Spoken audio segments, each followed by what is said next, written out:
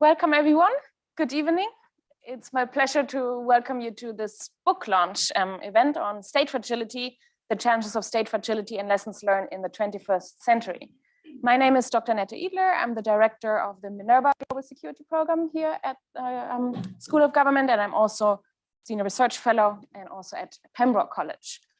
Today, I'm delighted to be hosting this event to celebrate the launch of the new book by Nematullah Bizhain. Nematullah is a lecturer in public policy at the Development Policy Center at the Crawford School of Public Policy at the Australian National University. He's also a senior research associate with the Global Economic Governance Program here at the school. And he was in 2017 and 2018 a research fellow here as well, where he looked at the role of identities and networks in establishing state legitimacy and effectiveness. And that was also in association with the Oxford LSE Commission on State Fragility, Growth and Development, where he worked on what this book is about. He also was a Oxford Princeton Global Leaders Fellow at University College here and the Niehaus Center for Globalization and Governance at Princeton University. He's published a lot and widely in peer-reviewed articles and also books. For example, his recent book is called 8 Paradoxes in Afghanistan, Building and Undermining the State, which examines the process of state building and international intervention in Afghanistan. But he also has practical experience as a practitioner. He was a senior official at the Ministries of Finance and Economy, and also the Office of Chief Economist to the President in Afghanistan, where he contributed to development programs and also reforms. He also served as Afghanistan's Youth Deputy Minister. He was the Founding Director General for Policy and Monitoring of Afghanistan National Development Strategy, and has had a number of other important positions in the public sector. Today, we are going to listen to a presentation by him on his recent book that he edited. And afterwards, we have time for questions and answers. So please be prepared to think about what are the pressing questions that you have or comments so that we can discuss this together. And I can highly recommend the book, State Fragility, Case Studies and Comparisons, published by Routledge in September, just this year, very recently. And it is about the nature of state fragility policies and more that are used to mitigate the state fragility. One point that I would like to highlight about the book that I think is particularly relevant is that it really compares different cases. And even though those cases are very diverse, they all have certain things in common, which he then also draws together in the conclusion. So the cases in the book include Afghanistan, Lebanon, Burundi, Pakistan, Sierra Leone, Papua New Guinea, and Rwanda.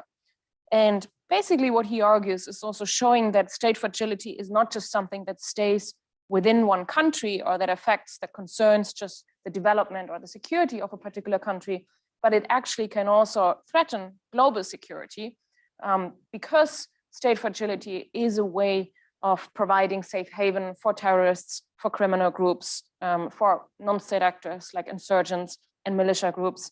And of course, it also increases the threat of pandemics or also mass migrations in connection with other security dynamics in the region. So without further ado, I'd like to ask Nemat to come here and give his presentation around 30 minutes, and then we have time for discussion. Please.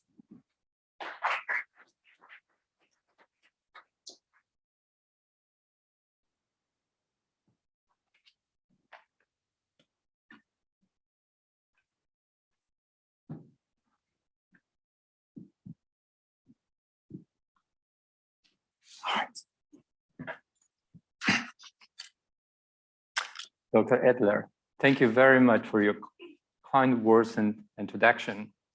And what a great pleasure to be back at the Blavatnik School after 4 years and to see familiar faces, colleagues and friends here. Thank you so much for joining the event, the launch. And also I would like to thank my friend and colleague, Rafat,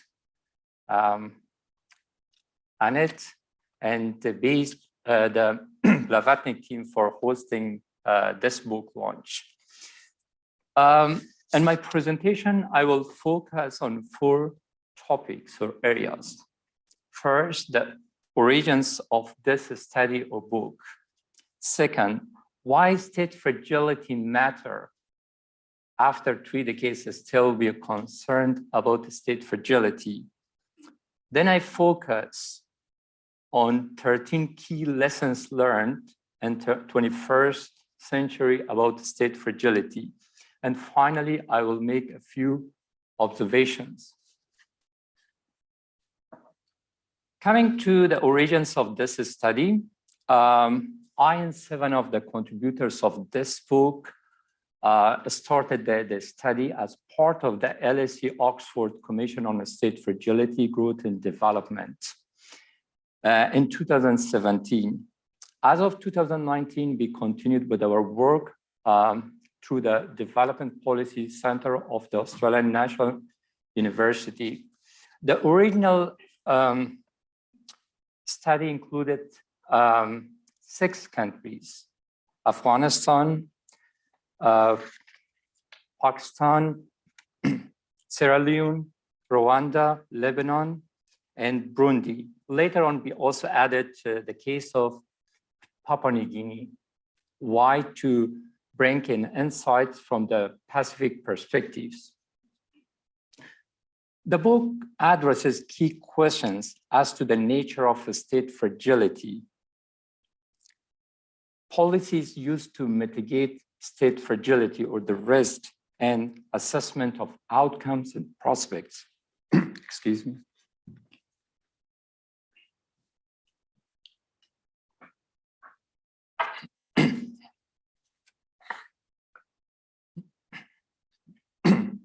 In particular, the focus has been on those areas which are amenable to policy change, rather than focusing on those factors that are we cannot change, such as geography and history. Coming to the question of why state fragility matter, fragile states endanger the lives of their citizens, leaving them unable to sustain ordinary life. This situation can trigger famine, violent disorder, and economic distress, and can displace millions of people with consequent impact on surrounding regions or neighboring countries. Half of the world poor are now living in fragile and conflict-affected societies. By 2030, these countries will be home to 2/3 of the world extreme poor. The COVID pandemic and the Ukraine war have worsened the situation in fragile states by increasing inflation, diverting foreign aid from fragile states, and by disrupting economic activities. The efforts in reducing the state fragility has not been successful so far. Thus, the challenge of the state fragility is even more serious now. Coming to the question of what's the state fragility, in the book, we argue that state fragility is a multidimensional phenomenon where deficiencies exist in a state capacity, legitimacy, and authority. When this situation is compounded by a weak economy and vulnerability to shocks, it can create a fragility syndrome in which one dimension can exacerbate the others. State fragility remains a great area of concern in international relations and in the field of security and development. Now I would like to move to some of the key lessons learned from the case studies we covered in the book, and we draw 13 lessons learned about state fragility. While the country case studies and the book show considerable variations in political, social, and economic development, 13 lessons about the state fragility can emerge. I divide these lessons across legitimacy, capacity, institutional legacy in design, a state capacity as a threat, tension in service delivery, state building and nation building, security dilemma, politics of exclusion, national economy, building from teachable moments, repression and exclusion of women, the role of external actors and international policies, and last but not least, sources of domestic resilience. I would like to briefly discuss each of these lessons learned. First, number one, legitimacy. In a fragile state, not only does procedural and performance legitimacy matter, but it also depends on the prevailing political dynamics and social structure. While fragile states lack legitimacy, effective government performance does not guarantee legitimacy. The state legitimacy also depends on processes and perceptions of power by societal or ethnic groups and how they are organized, or in other words, how a society is organized and how the state and society interact. Some of the examples to share with you: in the case of post-genocide Rwanda, improved delivery of essential services, economic development and security helped to improve the government's legitimacy and vice versa. However, in Sierra Leone, government performance did not help improve legitimacy. Why? Powerful identity politics marked Sierra Leone's political landscape. It was important who you were rather than what you were doing. Similarly, procedural legitimacy through elections has limits, and in the absence of minimum checks and balances, and adequate institutional capacity sometimes can be counterproductive and suffer from fraud and irregularities. This situation in divided societies and the absence of a political settlement can exacerbate fragmentation and erode the trust in the state. One of the examples could be the case of presidential elections in Afghanistan. Moving to lesson learned number two, capacity, state capacity. Considering whether adequate public services are provided and how much tax revenue a country can raise are indicators of a state capacity, most of the case studies illustrate weak capacity, with variation across sectors and provinces in each country. The state building can exhibit limits for various reasons. The question of how politics is organized and appointments are made significantly affect state capacity. Both state capture and corruption seriously erode the state capacity and constrain state building. This problem is prevalent in environments dominated by politics of patronage. The state institution can also be used for personal benefits or for repression of opponents.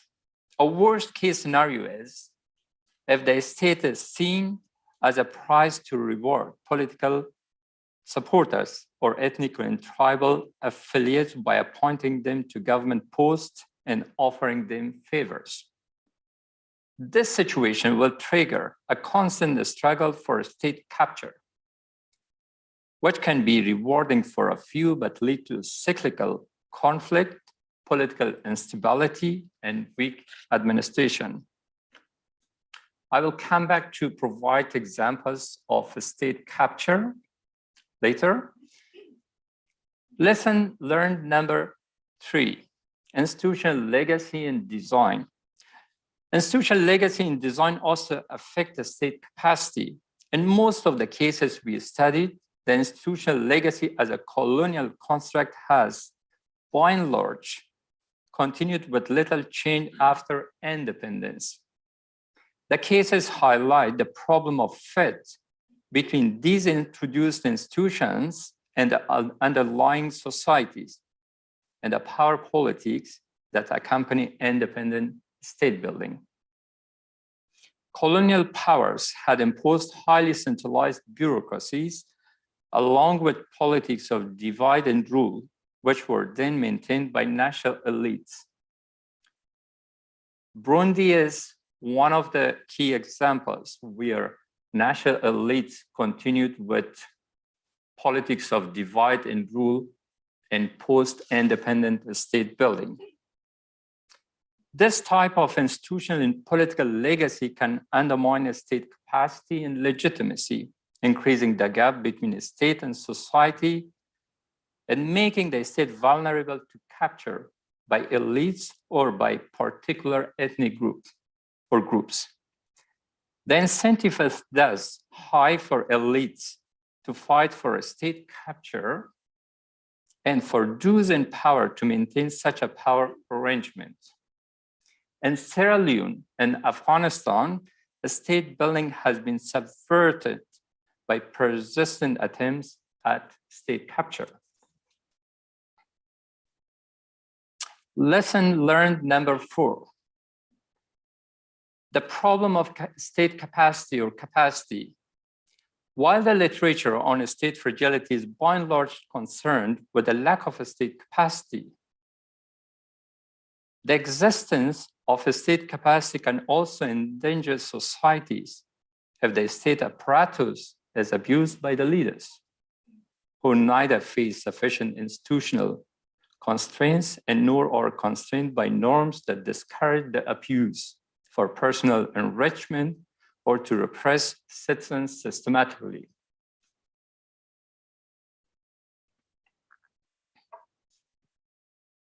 To provide you with some examples, the worst moments of Rwandan history were due to the strength and resilience of the state rather than its weakness.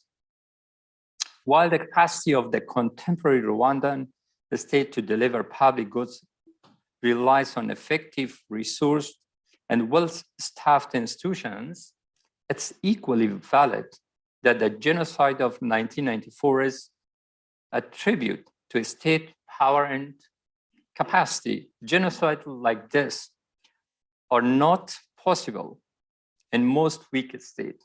They rely on capacities of mobilization, coordination, and control. I would say that in such cases, weak capacity could be a blessing. Lesson number 5. Tension between service delivery, state building, and nation building. The case studies show that nation building is often overlooked in addressing state fragility. Tensions are observed between service delivery and the state building on the one hand, and state building and nation building on the other. They demonstrate that there is a tendency to prioritize service delivery over state building and the state building over nation building. A lack of balance between service delivery, state building, and nation building undermines the prospects for building resilience and prolongs the state fragility. It even can increase the risk of a state collapse. We have observed this situation in Afghanistan and other cases. Lesson number 6, security. 3 issues are observed concerning security in the case studies. The first one is that there is lack of monopoly over the use of force by the state. The second one is a deficiency in the state's capacity to provide security to citizens. And the third one is that leaders abuse institutional capacity. While security sector reform has been pursued as a prominent policy in some cases to prevent the states from collapsing and securing citizens' lives and livelihood, it has not achieved the intended outcomes.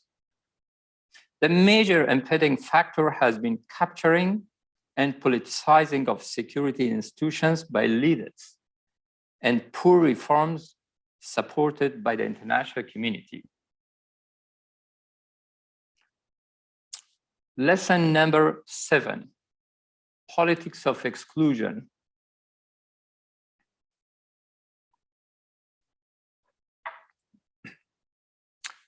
Despite de jure democratization and an emphasis on inclusive politics, the de facto arrangements in these countries are often even far from what North et al. Call a limited access order. Quote, a common feature of such an order is that political elites divide up control of the economy, each getting some share of the rents. Since outbreaks of violence reduce the rents, the elite factions have incentives to be peaceable most of the time. According to North et al., maintaining the stability of these rents and the social order requires limiting access and competition. This type of order has a fundamentally different logic from the open access order. All the case studies in this book demonstrate that a limited access order is not a viable basis for social or political order in the long run in situations of fragility. Why is that? The capture of economic resources and the state power by elites or a certain ethnic group has not produced lasting stability. While a limited access order may have prevented a short to medium-term collapse, it has either prolonged or stabilized a degree of state fragility. Limited access is challenged by those groups and elites who have been excluded. Unlike in the 19th and 20th centuries, globalization has made access to alternative sources of information and the means of violence much easier. Lesson number 8, economy matter in fragile states. The strength or weakness of the national economy matters for stability and provision of basic services in fragile states. In particular, private sector can drive economic growth and employment and can be a source of stability and hope. However, political instability, clientelism, and lack of access to finance and infrastructure often constrain private sector development. Corruption and insecurity significantly increase the cost of doing business. A blurring of the roles of politicians and businessmen also tends to be undermine private sector and economic development. One of the examples is Lebanon. We are even in one of the most challenging situations private sector could deliver. Lesson learned number 9, learning from teachable moments. One of the most important lessons learned in these cases. Most cases in this book, or all of them, except post-genocide Rwanda, show that national leaders often overlook opportunities to build on critical moments of teaching or address problems sustainably. A path dependency is usually found in failing to build on successes. We can observe replication of mistakes going on and on. National leaders need to have a clear understanding of what an effective and legitimate state would look like and an accurate view of the realities on the ground. Lesson number 10, repression and exclusion of women. We are almost there. Women suffer the most in situations of fragility. They can be victims of discriminatory gender norms and practices, gender-based violence, weak institutions, lack of access to basic services, and exclusion from political and economic decision-making. In worst-case scenarios, the state can be used against women, or women become the main target of revenge by non-state armed actors.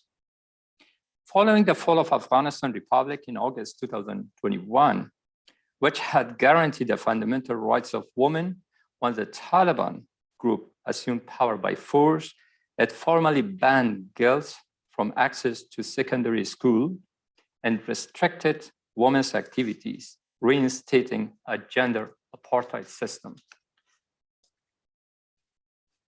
During the 1994 Rwandan genocide, up to 500,000 women and children were raped, sexually mutilated, or murdered.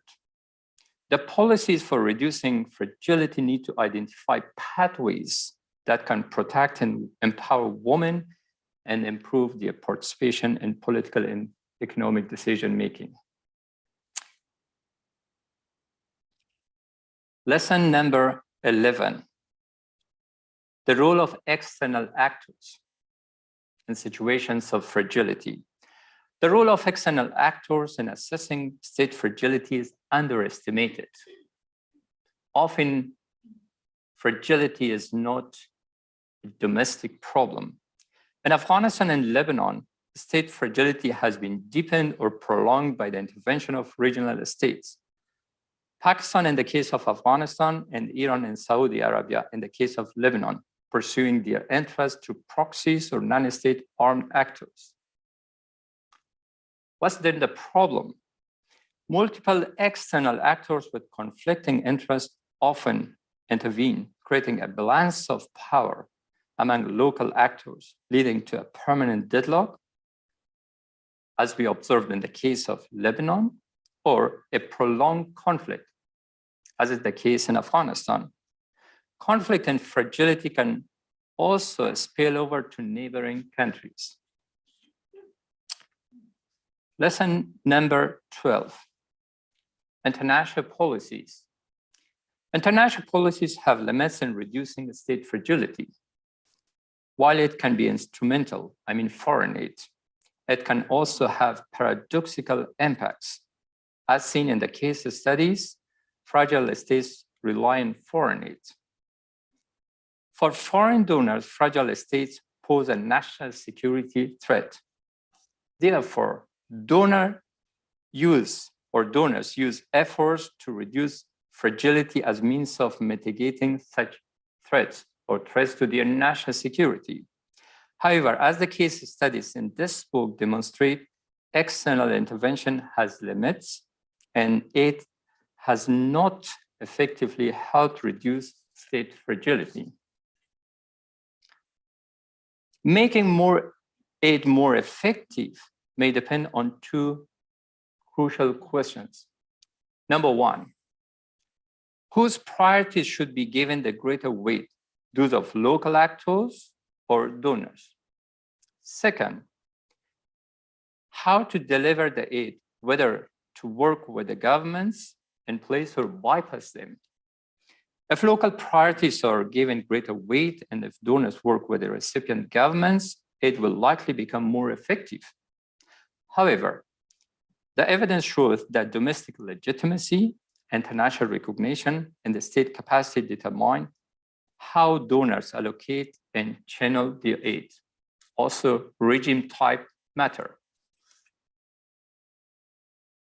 So that's one of the dilemma in Afghanistan.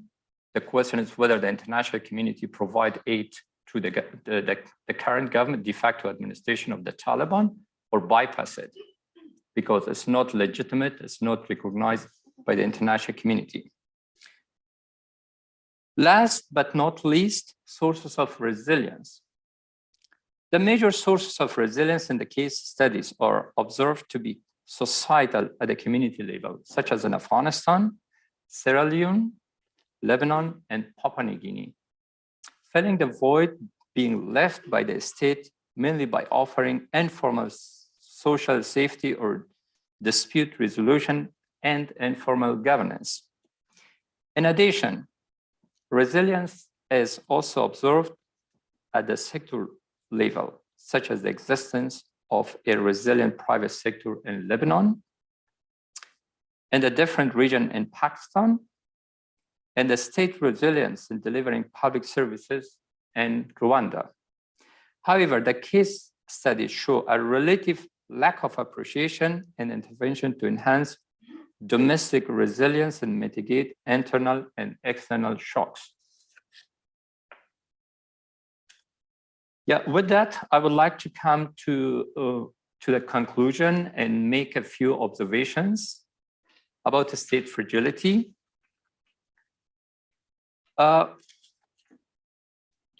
Number one is that state fragility is a partial and heterogeneous concept. Pockets of resilience and fragility may coexist in each context. So it can't be a concept that can define a whole of, case or one particular case. There is no grand framework to fix fragile states. So therefore, we need to appreciate context and diversity. Policies for reducing fragility should start with a clear understanding of the prevailing conditions and context and how success would look like, which may differ from one place to another. We cannot have one size fits all approach for reducing a state fragility. Attempts at reducing fragility need to go beyond a narrow state-centric approach or institutional approach, just to focus on a state building or institutions. In addition to state building, governments need to prioritize nation building and economic development. It could be quite challenging. At times, these attempts may work against each other, requiring a thorough understanding of the context and establishing a necessary balance among them. Thank you.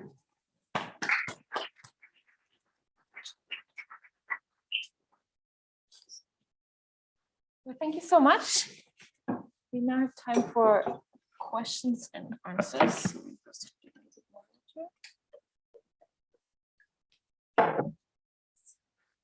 Thank you so much.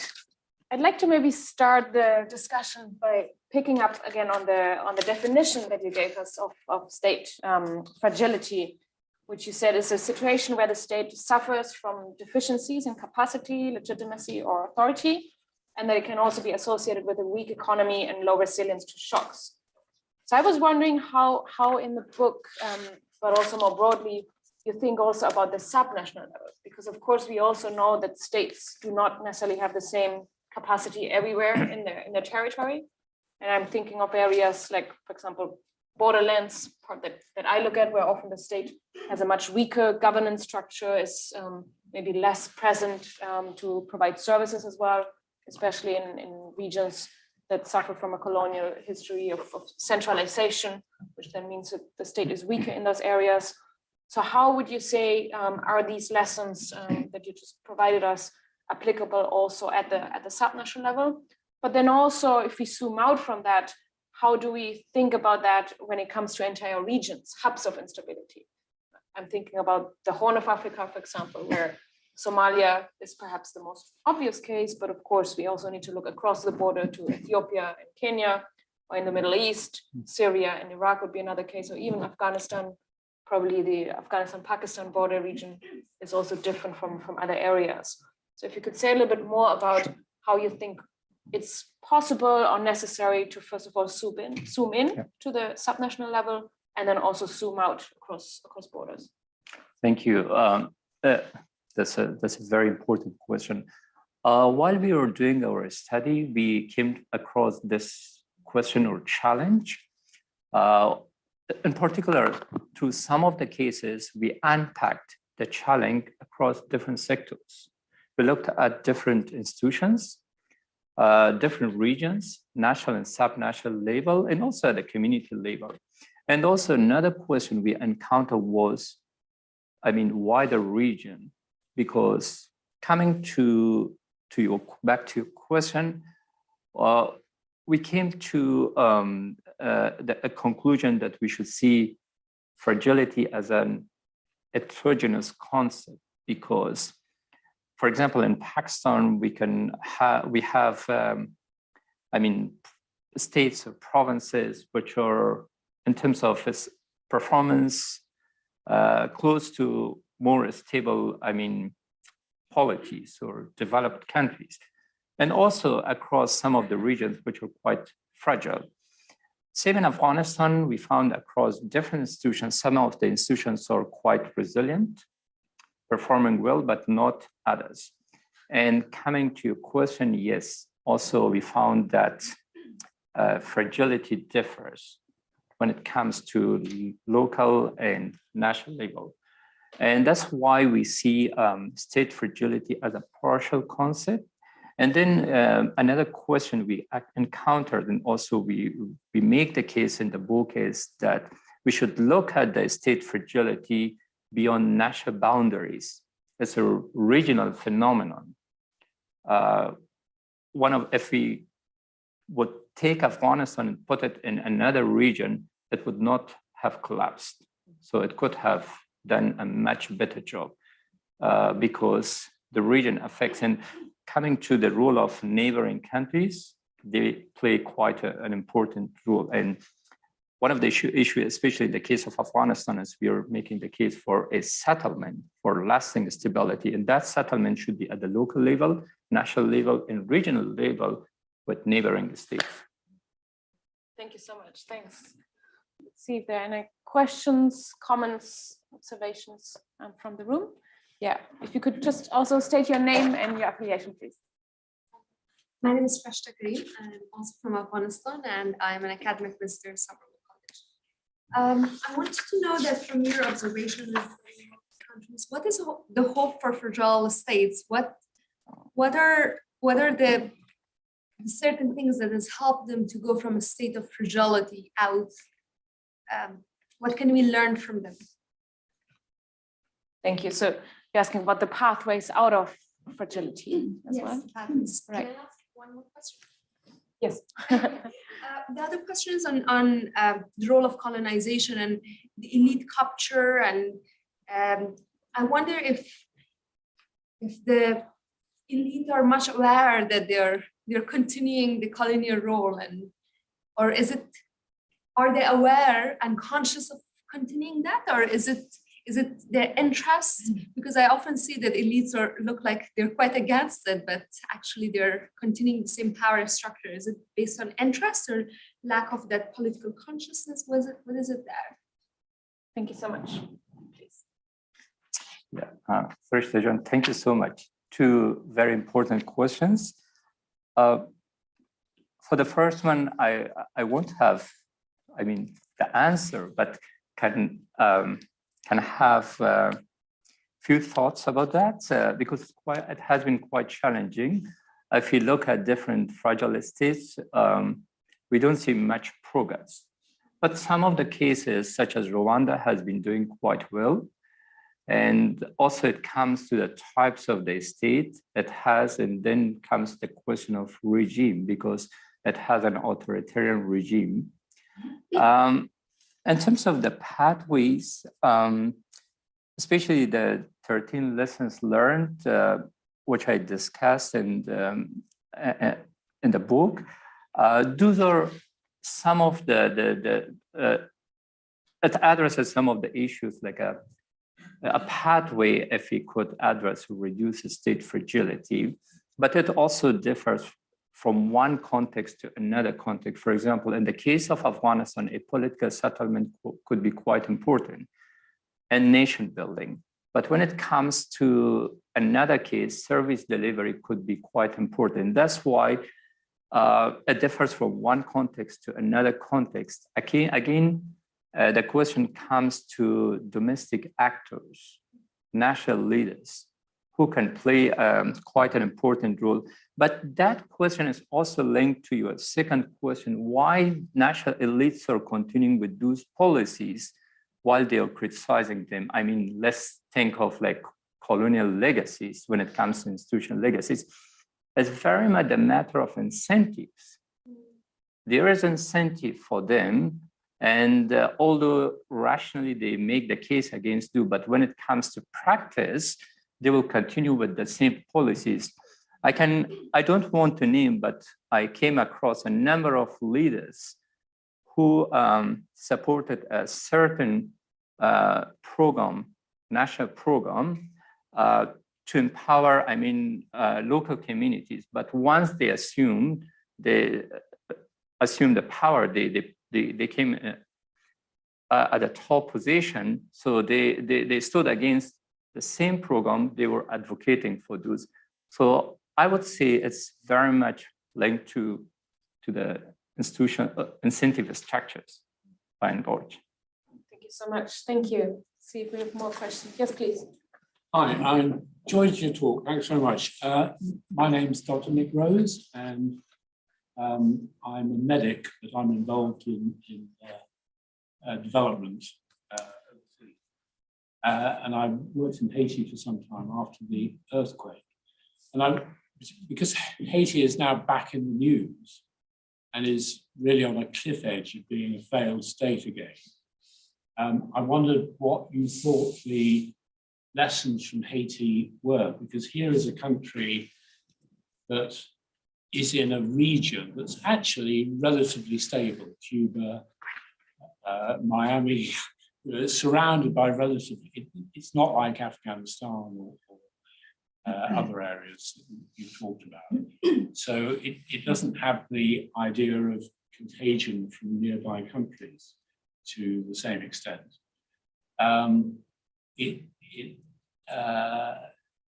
Yes, so I'm just interested in your reflections, taking what you've learned from looking at countries mainly in the Middle East and South Asia, shifting that to Haiti and the Caribbean, which I'm sure is going to be in the news much more in the next few months. I suppose the last thing I would say is that one of the things I observed in Haiti was the massive amount of aid that was pumped in over a number of years, not only to provide medical and social care and hospital services, etc., but also state capacity building. There's a massive amount of them to install rule of law, etc. Now that has all completely fallen apart, and we are very, very close to Haiti being a failed state again. One further slight comment, Haiti has a very important diaspora in the United States that are very anti any government in Haiti. So I suspect that they are the sort of foreign agent that may be destabilizing Haiti from outside. But anyway, I'd be interested in your comments in relation to Haiti. Thank you so much. Over to you. Thank you. Let me first state that I'm not an expert on Haiti. Please accept my apology for that. But based on lessons learned from other cases or regions, a number of factors could be observed. One is what we came across as national politics and elite fragmentation. By and large, in these cases, in many fragile states, we can come across the problem of elite fragmentation.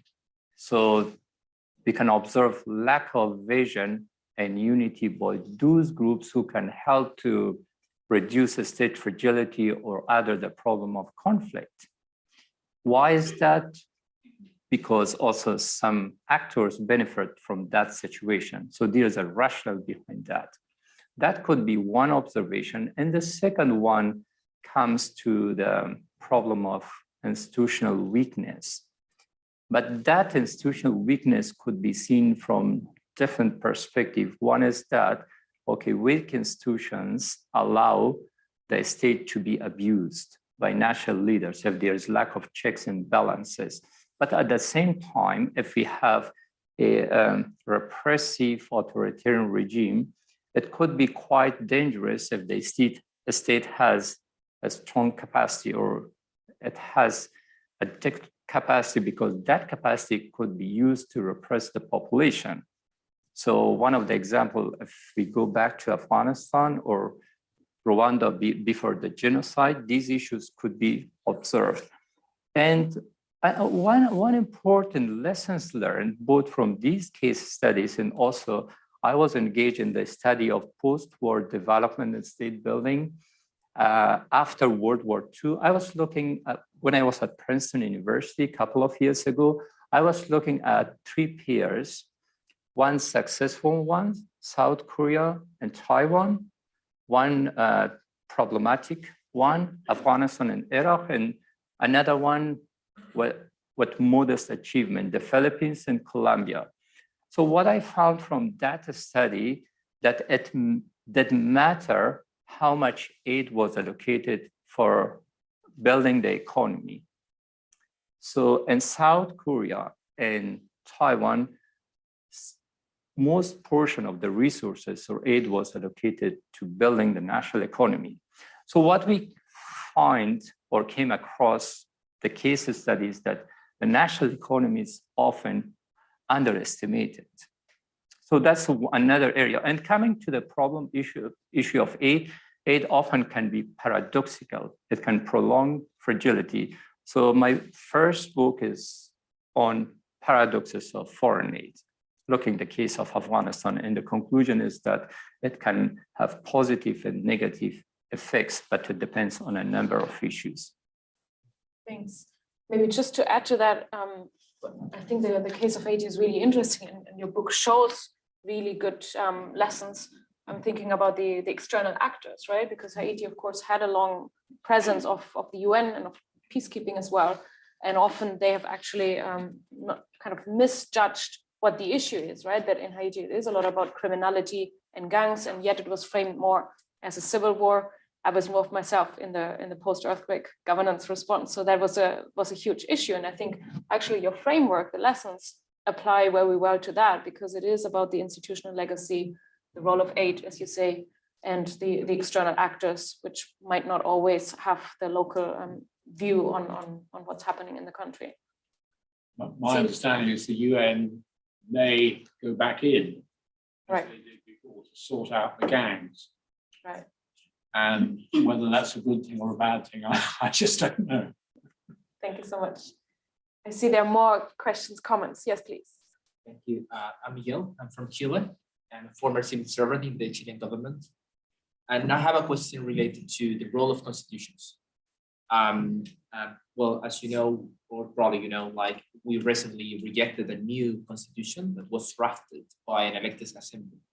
And you probably will say Chile is far from being a fragile state. And as you say in the introduction, no country is entirely resilient or entirely fragile.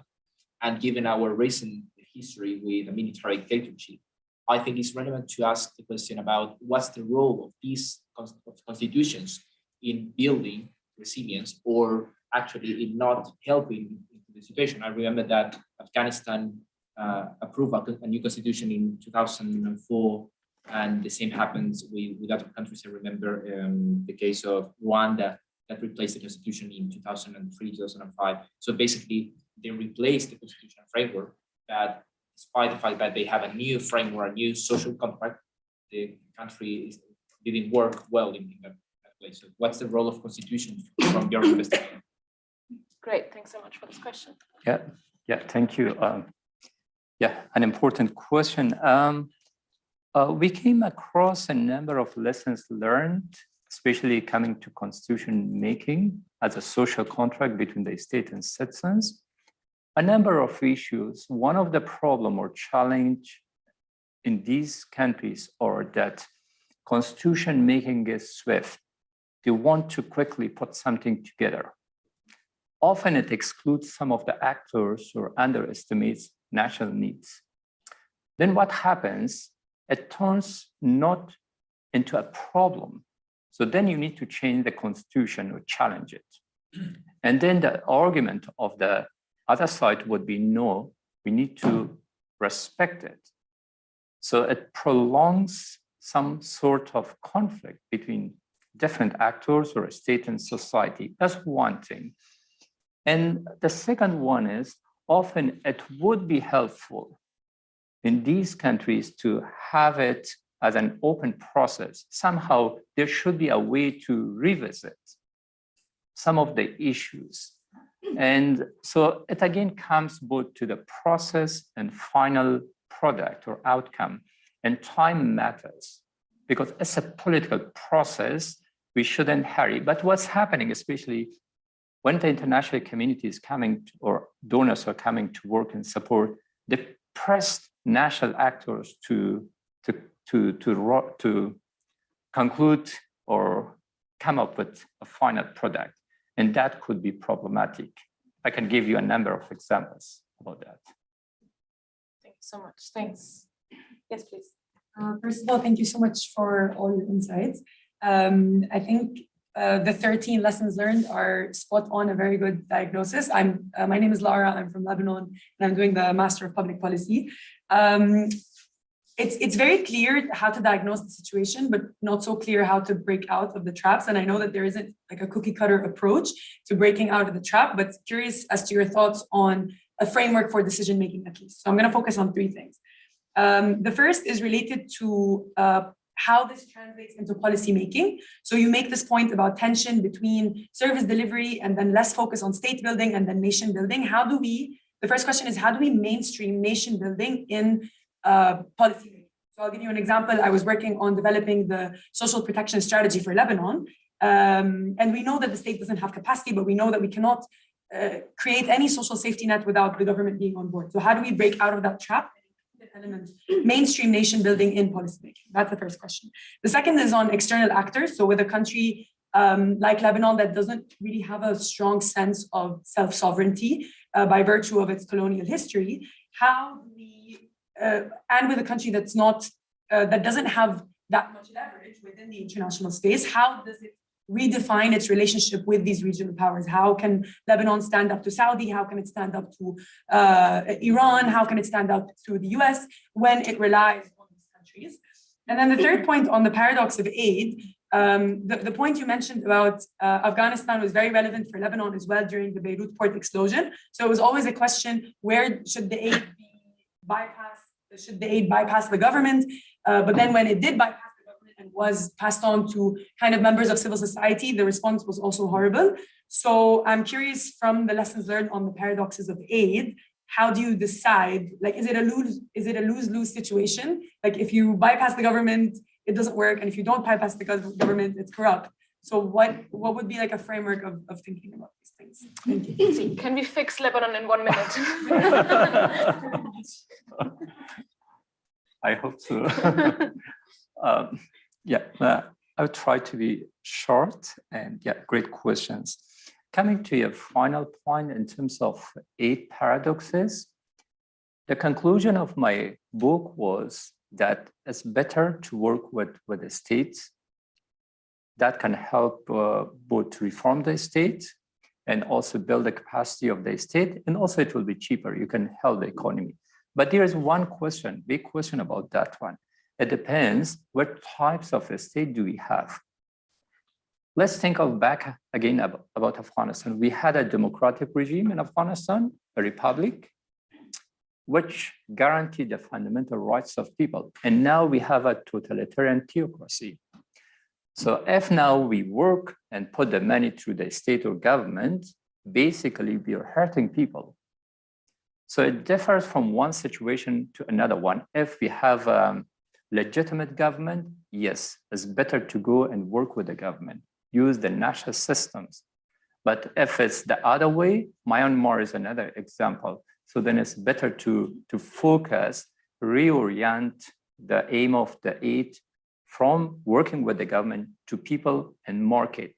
So I'm making the case of, so we should have 3 aims. One is the state, working with the state, society, and market. In that case, it should be society and market, but definitely it will be less effective in comparison to working through a holistic system in any parts of the world. And coming to policies, just in brief, I would like to add that it's quite important that we need to understand the problem first.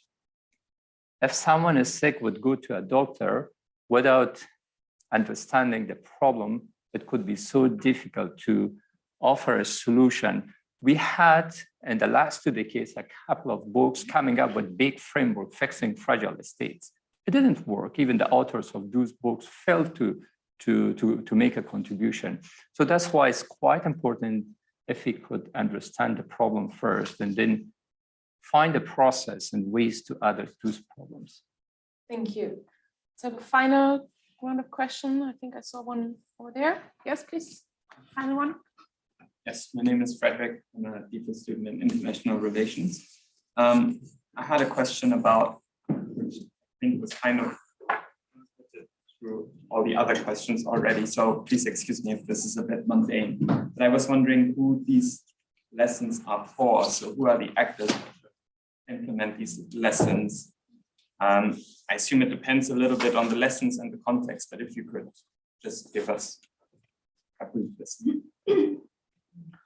Yeah, and in terms of the lessons, we didn't identify the targeted audience, but based on the lessons learned, we have a number of target audience, national governments, donors, international institutions, and also regional actors or states. Thank you so much. Well, we're coming to the end of this fascinating book talk.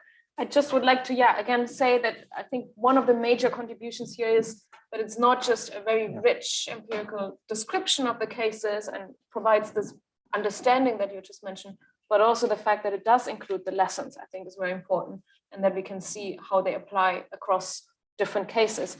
And just again, make sure to get the book. There's also a open access version. Yes. The book is free to download online, which is rare these days. So make sure to get a copy of that book. And now please join me in thanking Nemat for his excellent talk today.